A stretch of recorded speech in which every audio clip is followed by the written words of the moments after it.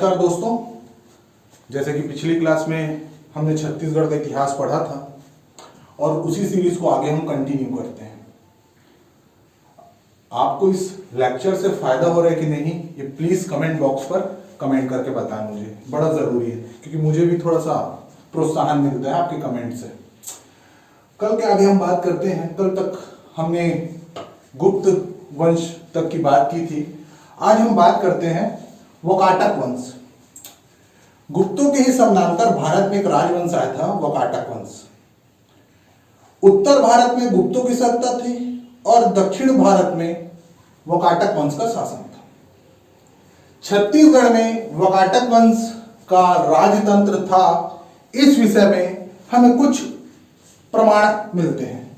हम उन्हीं प्रमाणों के बारे में चर्चा करते हैं जो कि आपके pre as well as mains के लिए भी बहुत ही इंपॉर्टेंट है। तो सबसे पहला प्रमाण हम देखते हैं कि एक बड़े प्रसिद्ध इतिहासकार हैं डॉक्टर मिरासी। उनके अनुसार उन्होंने बताया कि वकाटक वंश का एक राजा था जिसका नाम था प्रवरसेन। प्रवरसेन के 4 पुत्र थे।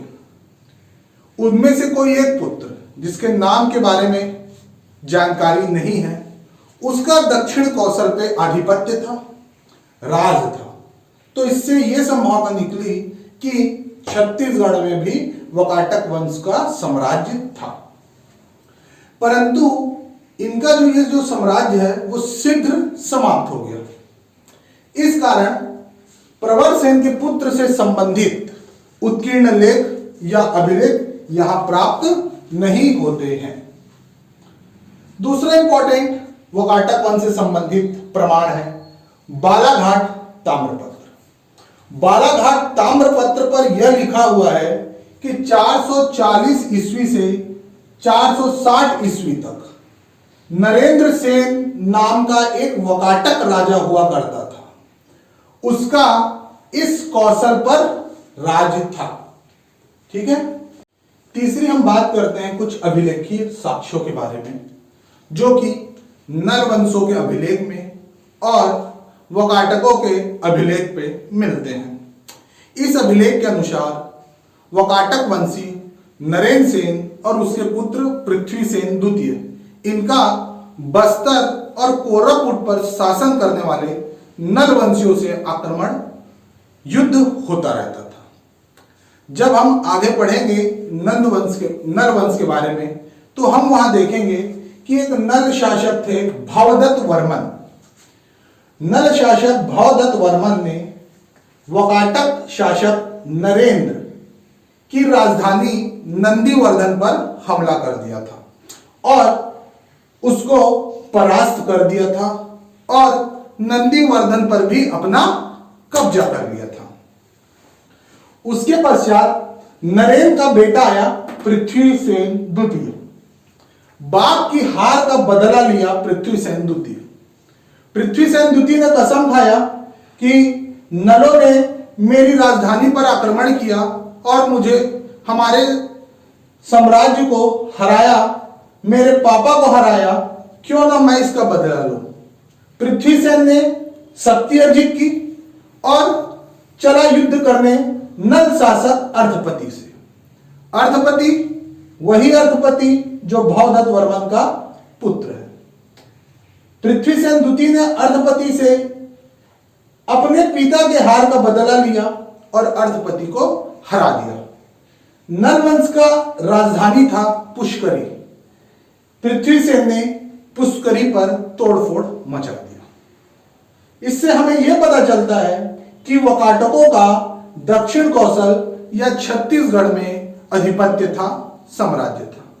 नेक्स्ट प्रमाण की बात करते हैं हरिशेन का अजंता अभिलेख। हरिशेन नाम सुना सुना लग रहा होगा और आपको खुशी भी मिल रही होगी कि हम पढ़े हैं और इस खुशी के चक्कर में गड़बड़ हो सकता है। ये प्रयाग प्रशस्ति वाला हरिशेन नहीं है, ये चाटुकार हरिशेन नहीं है, ये वकाटक वंश का हरिशेन है, समुद्रगुप्त वाला नहीं है। ये वकाटक वंश का एक राजा है, वो हरिशेन है। हरिशेन के अजंता अभिलेख से हमें यह पता चलता है कि वकाटक वंश की एक शाखा थी उस शाखा का नाम था वत्सगुल शाखा। उस वत्सगुल शाखा के ही राजा थे हरिसेन और इनका दक्षिण कौशल पे अधिकार था, क्योंकि इस अजंता अभिलेख पर स्पष्ट लिखा था कि हरिसेन का कौशल व कलिंग पर अधिकार था। तो इन सभी साक्ष्यों से हमें यह कंफर्म हो जाता है कि वाकाटक वंश का छत्तीसगढ़ में साम्राज्य था और ये सब प्रमाण हैं जो इसकी पुष्टि करते हैं कि छत्तीसगढ़ में वाकाटक वंश था।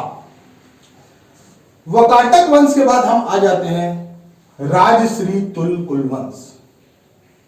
मेंस के पेपर में सिलेबस में राजश्री तुल कुल वंश का क्लियरली नाम दिया हुआ है और इसका जो एक आरंग ताम्रपत्र मिला है उसमें बहुत चीजें हमें स्पष्ट होती है। इस कारण यह परीक्षा की भी दृष्टि से बहुत ज्यादा इंपॉर्टेंट है।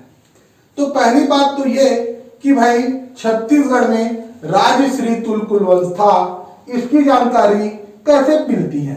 तो बता देना, अगर कोई पूछे कि राजश्री तुल कुल वंश की जानकारी कैसे मिलती है तो उसको बताना आरंग ताम्रपत्र से। आरंग ताम्रपत्र में बताया गया है कि इस राजश्री तुल कुल वंश का एक शासक था भीमसेन द्वितीय, जो इस कुल का अंतिम शासक था। उस भीमसेन द्वितीय के द्वारा यह आरंग ताम्रपत्र जारी की गई थी और उसी से पता चला कि राजश्री तुल कुल वंश छत्तीसगढ़ में था।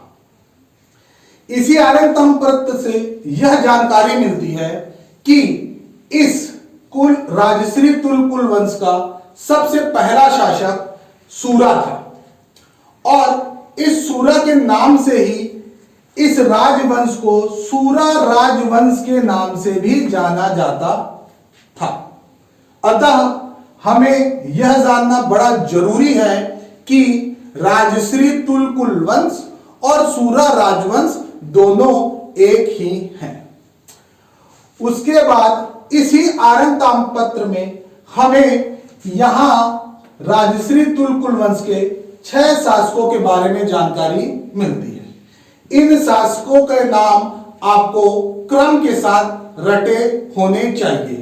अगर किसी अभिलेख में कहीं भी शासकों के नाम मिलते हैं और उसमें क्रम दिया होता है तो यह पीएससी के हिसाब से बहुत ही महत्वपूर्ण है, क्योंकि पीएससी के पास यह प्रमाण रहता है कि अगर मैं इससे क्वेश्चन पूछूं तो लोगों के द्वारा इस पर आपत्ति नहीं की जाएगी। छत्तीसगढ़ का जो इतिहास है बड़ा ही कंफ्यूजिंग है। बहुत इतिहासकार अलग मत रखते हैं, बहुत इतिहासकार अलग मत रखते हैं। इसी कारण जो चीज श्योर है उस पर आपको विशेष ध्यान देना है। इस कारण आपको इन 6 शासकों का नाम याद रखना है। क्या क्या थे? सूरा, दायित, विभीषण, भीम, दायित टू, भीम टू, दायित द्वितीय या भीम द्वितीय, ये आपको रट जाने चाहिए। ठीक है, आगे इसी ताम्रपत्र की हम बात करते हैं। इस ताम्रपत्र पर एक तिथि लिखी हुई है, परंतु इतिहासकार उसे नहीं पढ़ पाए। उसमें क्लियरिटी की कमी है और इस मत पर इतिहासकारों में मतैक्य है, भिन्नताएं हैं कि इस ताम्रपत्र पर क्या लिखा हुआ है। कुछ इतिहासकार यह मानते हैं कि इस ताम्रपत्र पर गुप्त संवत 182 लिखा है और कुछ इतिहासकार मानते हैं कि इस ताम्रपत्र पर गुप्त संवत 282 लिखा है। चाहे 182 हो या 282 हो, एक बात जो सबसे ज्यादा स्पष्ट है कि यहां लिखा हुआ है गुप्त संवत। और अगर इन्होंने अपने ताम्रपत्र में गुप्त संवत का प्रचलन रखा है तो इससे एक बात और क्लियर हो जाती है कि ये जो राजश्री तुल कुल वंश के लोग थे ये गुप्तों के अधीन थे, ये गुप्तों के अधीन शासक थे, अर्थात सामंत भी हो सकते हैं, मांडलिक भी हो सकते हैं। ये क्लियर रखना है आपको कि ये गुप्तों के अधीन थे। कोई पूछा कैसे बोले गुप्तों के दिन, तो बताना जाओ आरंतम पत्र खोजो और तिथि को पढ़ो। तिथि में 182 और 282 में कंफ्यूजन मिलेगा, लेकिन गुप्त संवत क्लियर है, अतः ये गुप्तों की सत्ता को स्वीकार करते थे। आगे हमको इसी ताम्रपत्र से ये जानकारी मिलती है कि इनकी राज मुद्रा सिंह थी, अर्थात ये अपने ताम्रपत्र पे सिंह गए तस्वीर का ठप्पा लगाते थे, सील लगाते थे। फिर आगे इसी ताम्रपत्र से एक और जानकारी मिलती है कि इस ताम्रपत्र को जारी करने वाला राजश्री तुलकुल वंश का अंतिम शासक भीमसेन द्वितीय अपने माता पिता की स्मृति में, जब उनकी पुण्यतिथि आती है, स्मृति आती है, जैसे हम लोग पीतर मनाते हैं, वैसे ये भीमसेन द्वितीय भी पीतर मनाया और अपने माता पिता की स्मृति में उसके पुण्यतिथि में भादो माह में उसने भट्टपालिका नाम का ग्राम हरिस्वामी और बोप्पस्वामी नामक ब्राह्मण को दिया। बड़ा इंपॉर्टेंट पॉइंट है क्योंकि ताम्रपत्र पे लिखा है। इसके अलावा इसके बारे में कुछ और जो इतिहासकार बताते हैं वो ये है कि एक प्रसिद्ध इतिहासकार राय बहादुर हीरालाल जी हैं, वो ये उनका ये मत है कि छत्तीसगढ़ के नीचे में भद्रावती है और वहां भद्रावती में बौद्ध शासकों का शासन था। उनका यह मानना है कि ये जो राजश्री तुलकुल वंश है वो बौद्ध शासकों के मांडलिक थे।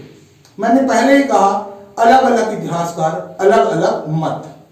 उसी प्रकार प्यारेलाल गुप्त जी एक और मत देते हैं कि उड़ीसा में शासन करने वाला कलिंग का खारवेल वह भी राजश्री तुलकुल वंश से संबंधित है। फिर इनका द इंड कैसे हुआ, इनकी समाप्ति कैसे हुई, कैसे इनका सफाया हुआ, तो पता चलता है कि वकाटकों के आक्रमण से इनके शासन छत्तीसगढ़ से उजड़ गया। फिर लोगों ने पूछा कैसे बोले आप कि वकाटकों ने इनको समाप्त किया, तो बताओ कि हमको थोड़ी देर पहले सर ने पढ़ाया है कि एक हरिशेन नाम का शासक था वकाटक वंश का, उसका अजंता अभिलेख है और उस अजंता अभिलेख में यह भी लिखा है कि कलिंग और कोसल का स्वामी था हरिशेन। तो इससे हमें यह प्रूफ पता होता है, यह पता चलता है कि भाई जब हरिशेन यहाँ शासन पे आया तो यहाँ के राजाओं को हराया। तो इतिहासकार ये कंक्लूजन पर कंक्लूड किए कि राजश्री तुलकुल वंश को समाप्त करने के लिए वकाटकों का बहुत बड़ा हाथ है। ठीक है, ये सब मेंस के हिसाब से इंपॉर्टेंट है। प्री में तो आपसे जो स्पष्ट है वही पूछेगा, अदरवाइज वो नहीं पूछेगा। प्री में फायदा ये है ऑप्शन रहेंगे, लेकिन उसमें आपको बड़ा कंफ्यूजन होगा। मेंस का फायदा ये है ऑप्शन नहीं रहेंगे, लेकिन गलत होने के चांस ज्यादा होते हैं। तो आपको सभी बातें अपने स्मृति पटल पर रखना है, अदरवाइज गड़बड़ हो जाएगी। राजश्री तुलकुल वंश के बाद आते हैं हम एक और पर्वत द्वारक वंश के बारे में। जैसा कि हमने सभी वंशों के बारे में देखा कि कहीं ना कहीं से उन वंशों की जानकारी के स्रोत होते हैं, उसी तरीके से इस पर्वत द्वारक वंश की जानकारी का स्रोत है तेरासिंघा ताम्रपत्र। तेरासिंघा ताम्रपत्र उड़ीसा में एक जगह है तेरासिंघा। उस तेरासिंघा ताम्रपत्र जारी करने वाले राजा का नाम है तुष्टिकर।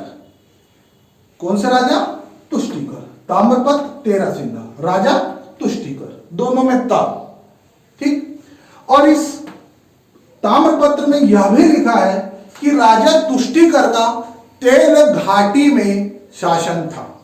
तेल घाटी अर्थात तेल नदी जिस एरिया से बहती है वहां की घाटी, और ये तेल नदी बहती है हमारे छत्तीसगढ़ में गरियाबंद जिले से। बाकी उसमें उड़ीसा का भी कुछ पोर्शन है, यह भी पीएससी में आया है, लेकिन इसकी डिटेल की चर्चा जब भूगोल पढ़ेंगे उस समय करेंगे। भूगोल में घुसे इतिहास खत्म हो जाएगा। तो याद रखना राजा तुष्टिकर तेल घाटी में शासन करते थे। इस तेरासिंघा ताम्रपत्र में दो राजाओं का वर्णन मिलता है।